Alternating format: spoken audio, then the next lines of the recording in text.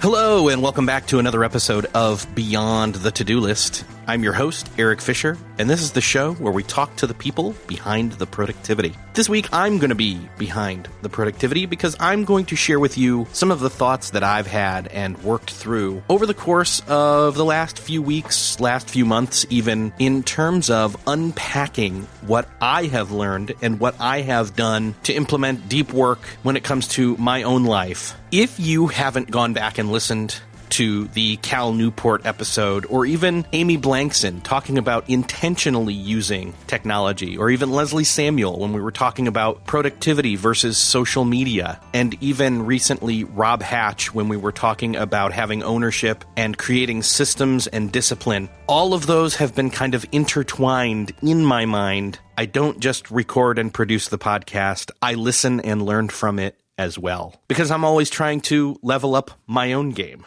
By the way, one of the best things that you can do to level up your game is to take a look at Seth Godin's Alt MBA workshop and see if it's right for you. If you're looking for a workshop that's going to truly challenge you, that's not just watching videos, that's not just consuming content, but actually walking you through actual practical actions and experiential learning, Seth Godin's Alt MBA is for you. 4 times a year, they produce the workshop and bring together 2 groups of about 100 to 120 leaders. They split you up and mix you up so you meet with a bunch of different people from all over the world, different countries, different cities, freelancers, as well as people from businesses like Slack, Kickstarter, Tesla, Warby Parker, that caliber of person. Is it challenging? Yes, of course. It's Seth Godin. But is it worth it? Totally. There's a 7% completion rate for most courses.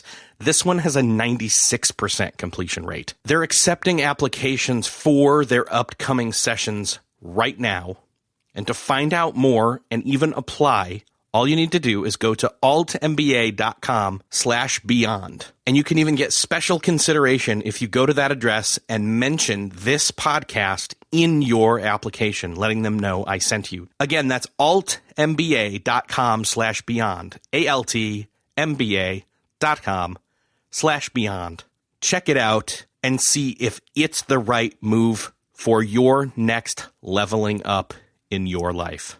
So I've gotten a lot of great feedback recently about these recent episodes in terms of deep work, in terms of technology, using social media versus being productive, and dealing with distractions, staying on task at the right time. And I thought, like I've done in the past where I've talked about creating different setups and systems and routines in terms of last fall, last winter, when I was trying to create a deeper well of energy for myself by getting more sleep, I thought I would walk you through some of the things that I've been thinking and doing in terms of creating pockets of deep work space for myself. So what I've noticed, and speaking of sleep, what I've noticed is that I am much more able to stay in the deep work mode when I get into it if I am well rested.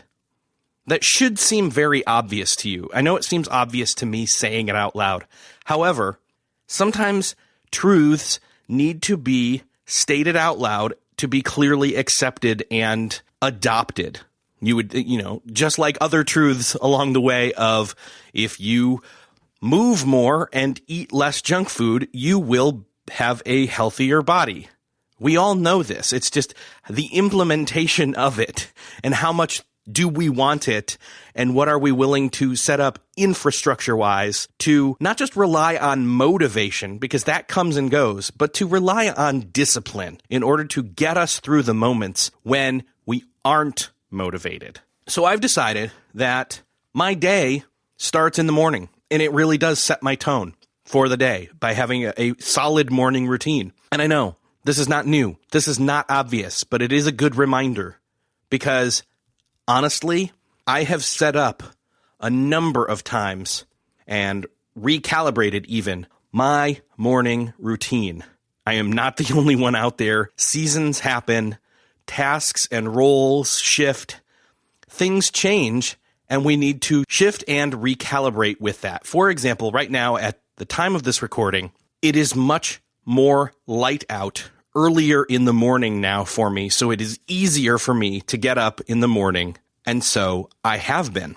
I typically get to bed between about 10 to 10:30 these days and get up between about 5:30 to 6. And I hydrate immediately, lots of water, and I set myself up for success by putting my clothing and walking/running shoes in a place that as soon as I get out of the bedroom and go downstairs to the downstairs living room, I can put those on, let the dog out, get myself ready to go, and either go walk outside because it's nice, or head over and maybe hit it a little harder at the gym on a treadmill. And just get the blood flowing, the blood pumping, and get some sun and get some hydration. And by getting those three things first thing in the morning, I am breaking out of the rut of, okay, I woke up, I'm up, what do I need to do? I think I'll take some me time this morning. And I've been there, and you've been there, you know this. But by consciously deciding that one of my goals for this time, because I'm closing in on turning 40 early next year, I'm going to get down to where I need to be health-wise. Weight-wise, get up to where I need to be health-wise, I should say, and that is a goal of mine. And so what I'm doing is I'm doing the work. I'm putting in the consistent daily effort, that brick stacked on top of or next to other bricks that will build the solid wall of one, habit, and two, discipline, which then makes it easier to take that discipline and move it over to yet another area of my life. In the past, I've had people on this show that have talked to you about hitting work hard first thing in the morning, getting a chunk of stuff done, eating that frog, getting that high priority thing done first thing in the morning. And I've been there and I've done that, and it works for me. It also works for me to do that highest of priority thing in my life right now, which is to optimize and break the crustiness out of my brain by, again, hydrating, getting physical activity, getting sun, and then I'm more primed to even do better. So I will still shift. I will still do that, first thing in the morning thing that I've got to get done.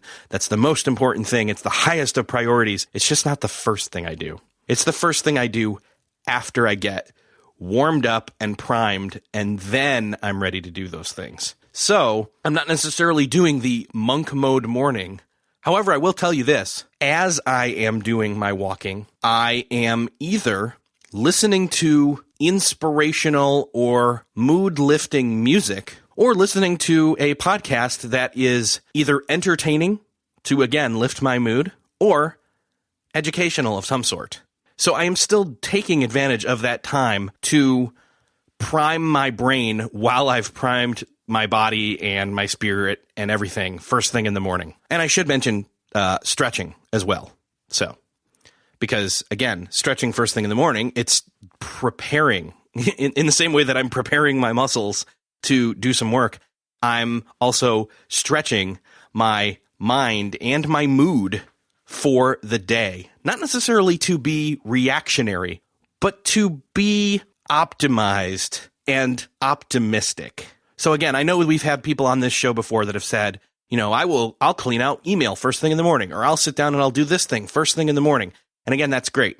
And there have been seasons in my life where that's exactly what I need to do. In fact, there's a season coming up where that's probably what I will do. But again, I will probably lock in continually this habit of taking care of myself and priming myself first before I head into doing work.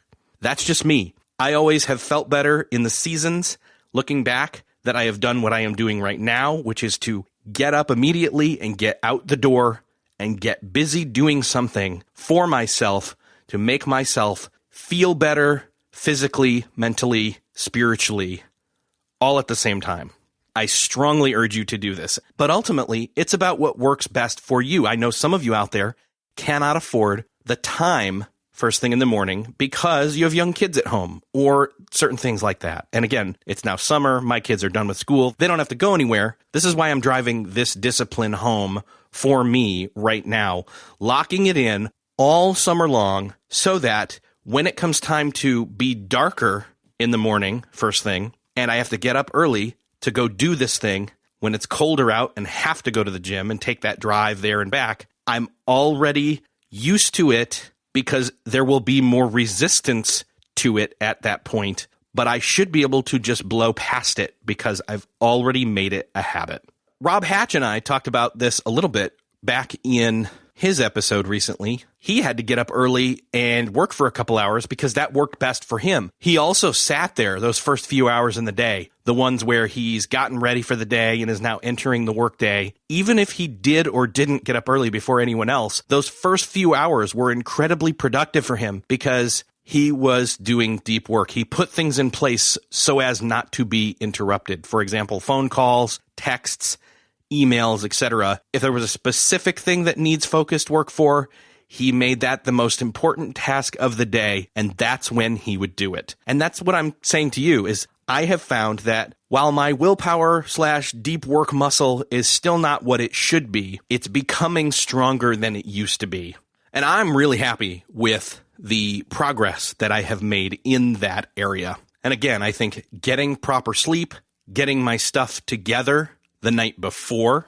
It's not just about a morning routine. It's about the evening routine that sets up the following morning's routine. And then it's about that morning routine setting up your mid-morning routine or mid-morning expectations, etc. I really liked talking about the attention residue that happens when we are switching from thing to thing to thing to thing all day. We are still consciously thinking about all those different things. It's like if your hands are sticky and you're going from one thing to the next, and you've got paperwork and it's all kind of sticking to you and you're trying to move from thing to thing and you become less and less effective as you go because you've not blocked off that time. I am finding that blocking off that time and going monk mode morning where I don't let people know, hey, I'm around. I don't dip into email necessarily other than to quickly see if there's any type of fire that needs to be put out. And most of the time, there's not. And by knowing what it is I need to be fully focused on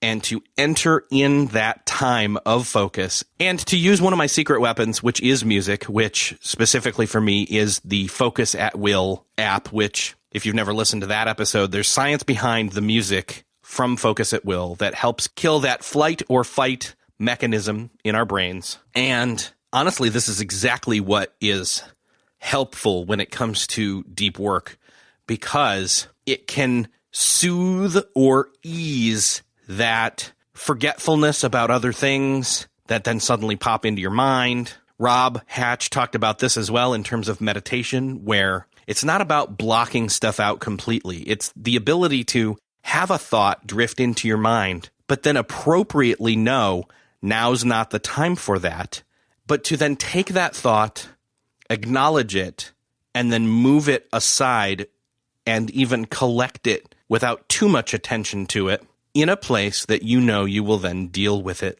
later. He talked about having a pad and a paper to quickly jot down distractions and then funnel those things away quickly so you don't forget them later. And they're not any less important. They're just not as important as the task at hand that you've set aside focused time for. I was already doing that, but I'm now more consciously doing that when I'm in my focused time by having a pad of paper nearby that's closed, and I can turn over, flip it open, write the thing down, close it back up, and shift back over to pushing to completion the thing I have set out the time for focused work to do.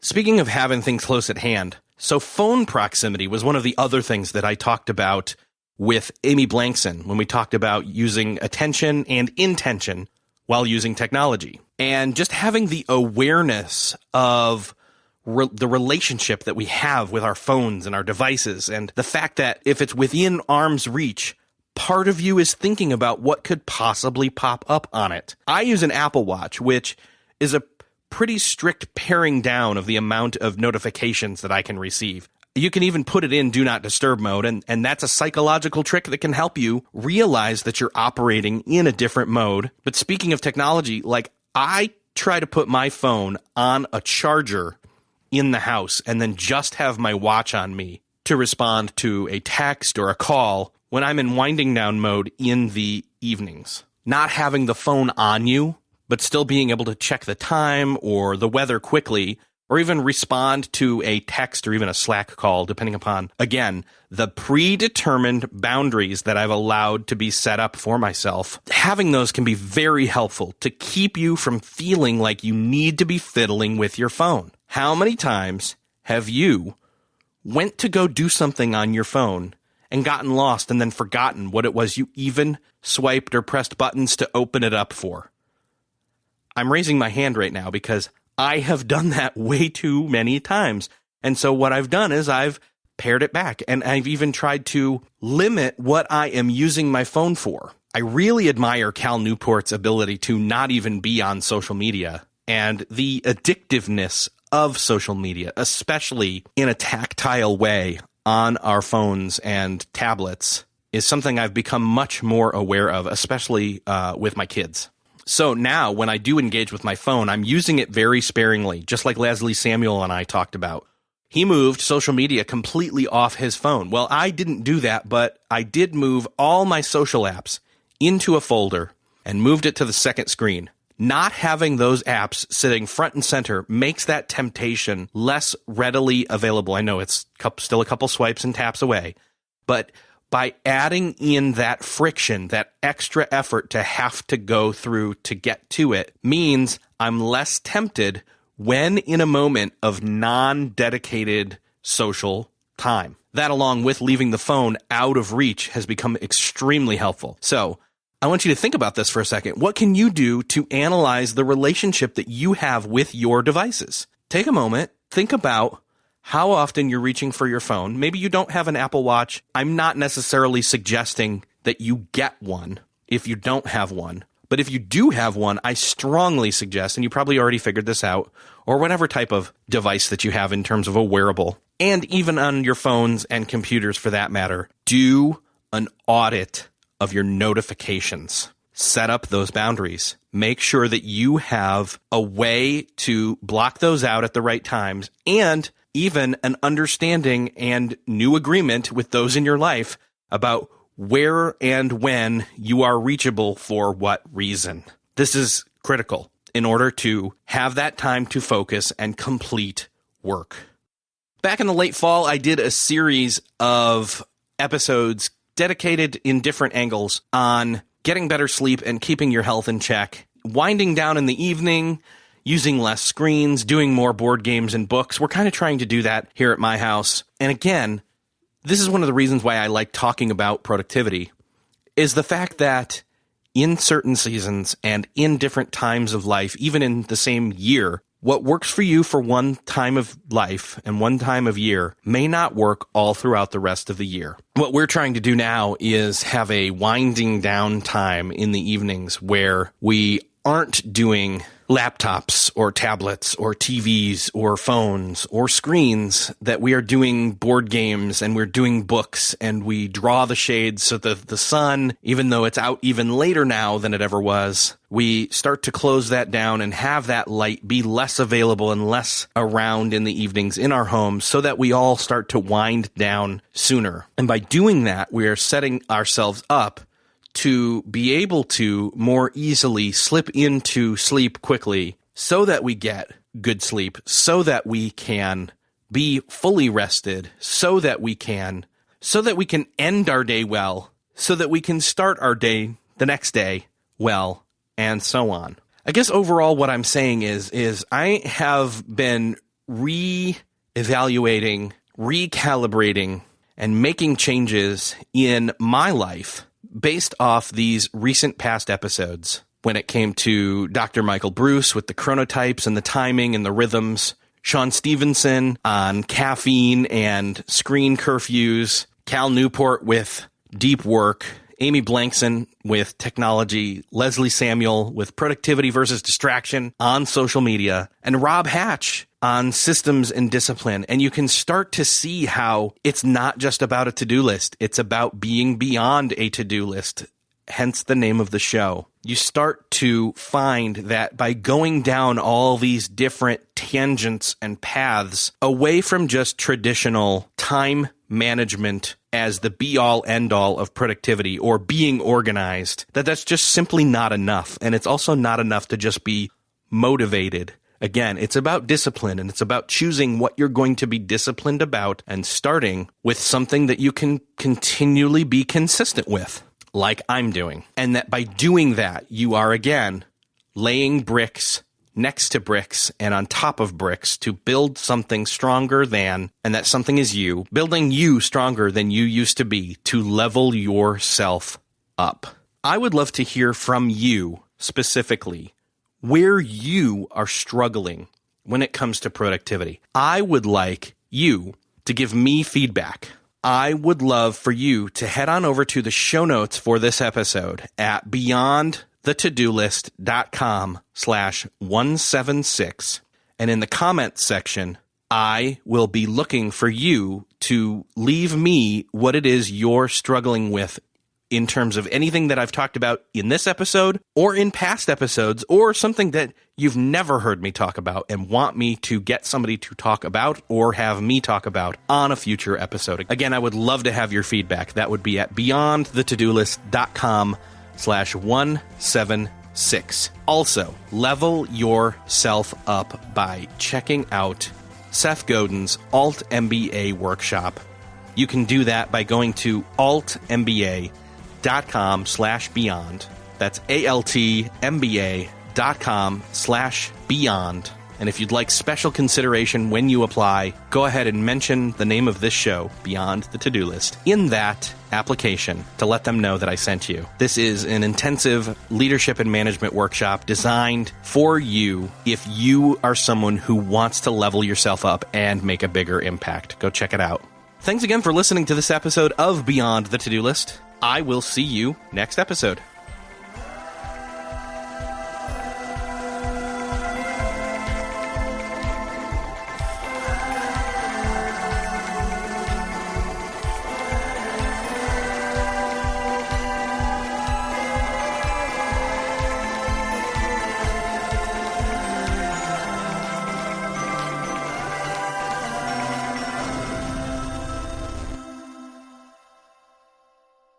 Beyond the To-Do List is a proud member of the Noodle Mix Network. Find more of our award-winning and award-nominated podcasts to make you think, laugh, and succeed at noodle.mx.